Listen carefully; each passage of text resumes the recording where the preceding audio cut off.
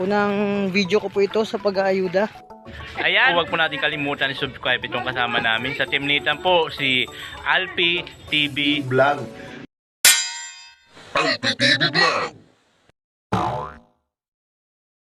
Good morning mga kaprobinsya, magandang buhay po sa inyo. Ayan, napapansin nyo po, ang dala ko po ngayon is stop down, tawag po sa amin dito. Marami po akong dala-dala. Ayan, may mga pananim po tayo na ano, ayan, nyog. Ayan. Ayan, mag-uumpisa kami ni Kuya Regan sa buhay, probinsya. Halo-halo na po doon, mag-alaga kami ng mga hayop, magtatanim. Ayan, yun po ang plano. So ngayon, mag-isa po muna ako kasi may ginagawa po. Ayan, may nasikaso. So susunod po siya mamaya.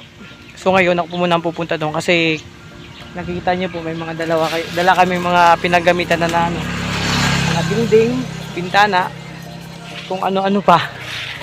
Kasi nga po, nagpapagawa po kami doon ng ano, munting bahay, kubo. Kasi just in case na maulan, may masisidungan kami at kung gabihin man po kami, may time po na doon na kami matutulog.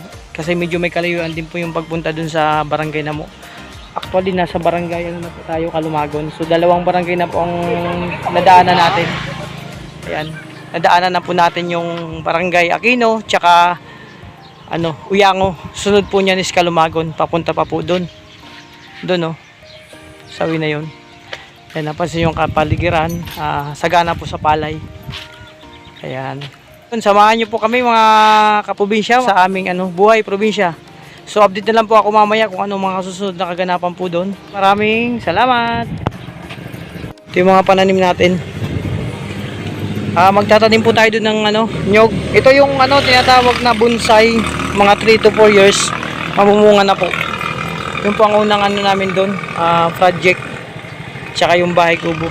Ayan, yung dala-dala natin. Yung mga pinaggamitan na po dati. Kasi mapapakinabangan pa. Mahirap kasi bumili ngayon, hindi mahal yung mga materials. Kaya sa pamamagitan ng recycle, magagamit po natin to. Mga dating kahoy, pwede pa po ito. Ayan. So tara, let's mga kaprobinsya. So ayan, mga kaprobinsya, nandito po tayo sa tulay ng Kalumagon. Pansin nyo po, ayan, naliligo po sila. Ayan, ayan. Sarap po maligo dyan. Medyo malinaw na po yung tubig. Kasi medyo mainit na po. Pero kung ilang araw pang ano, mas malinaw pa po yan. Ayan. Kita mo. Ang ganda. Sarap talaga dito sa probinsya. Ayan. So dito po tayo dadaan. Ayan. Ayan nyo. Ipapasyal ko po kayo sa mga magagandang lugar po dito sa probinsya ng Bulan, Sorsogon. Ayan. So diretso pa po tayo. Bumili pa ako ng ulam mamaya. Ayan. Ito yung pagkain ng mga rich. Sardinas. Medyo tipid po kasi tayo ngayon. Wala pang ganong budget. Ayan. Ayan mga kaprobinsya. Nandito na po tayo sa ano, sa lugar na kung saan nagpapagawa ng munting kubo.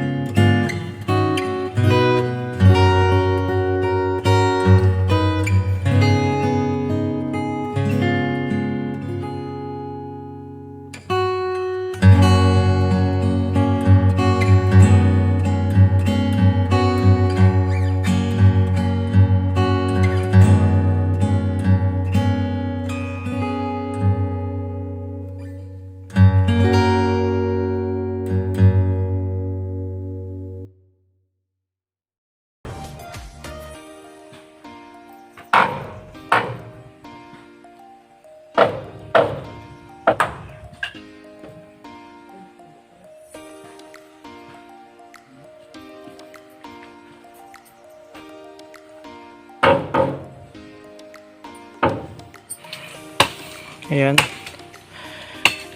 Sabi ko sa inyo, libre lang dito yung mga kahoy. Mamutol-mutol ka lang, may pamusti ka na. Pag sa sentro, bibilin mo pa yan. Ayan. Ito, laka rin itong puno. Ayan. Tuwid na tuwid.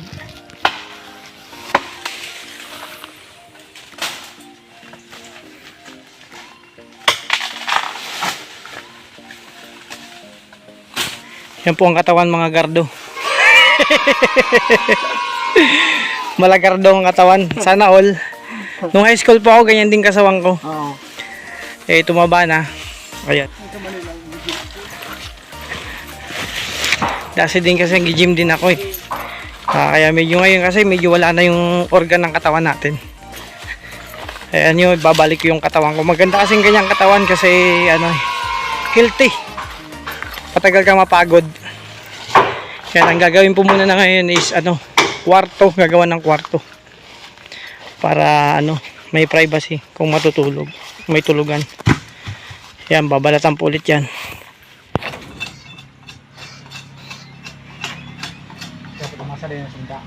Kaya napagod ako, nakabalat ako ng 3 mahaba. Pinagod na ako. Kaya pahinga muna. Mano din sa kamay. Medyo mangalay. Pag hindi ka sanay. Kakahawak niyan. Iba kasi yung laging hinahawakan nito eh. Manibela. Close, open, close, open.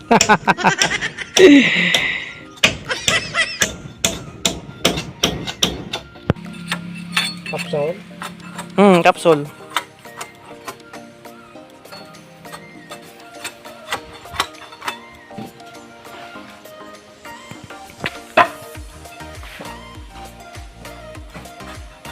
Doon pa yata gagawa ng kwarto parte dito.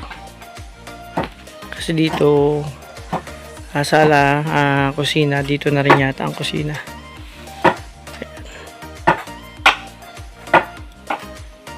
Ra, 1.5. Sintro kaya? Mahal mo talaga.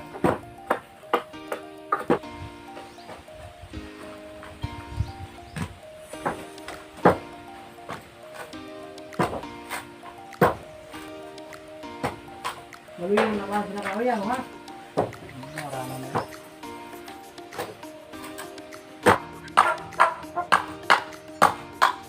Kasi tanghali na po, kakain po muna kami. Lapangan na to. Ako bumili ako ng dilata. Wala kasing nagkasikaso, walang nagmamahal. Mahirap yung walang nagmamahal. Binili ko lang sa daan. Isip tayo. Joy! Kasi.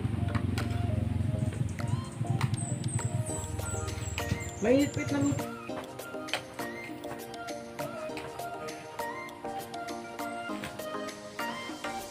Kung saan ako itong malas doon, alaw na imedya na ako. Pero na ako. Kailan ko na ako sinubok? Halis ako ang.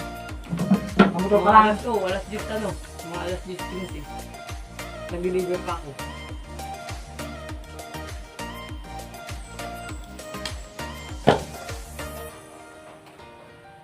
Oh, masamba ko sa bahay. Pakakain po, sarap buhay muna. Ayan, oh. Si Gardo. Ayan. Sarap buhay muna, pakakain kasi maaga pa naman, mga alauna. Trabaho ulit. Ayan, isa si Kuya. Sarap din doon na pwesto. Ako, dito ako po pwesto. Ayan. Kapag ka tao. Oh. Ayan mga kaprobinsya, after po kumain, sarap buhay po muna tayo. Ha. Ayan, duyan, mga alauna. Kukuha kami ng kawayan. Gagamitin dun sa gagawing papag sa kwarto. Ayan. Yung mga, mga makasamahan na yun. Ayun isa. Ganito talaga pakakain, sarap magiga-iga. Kasi busog.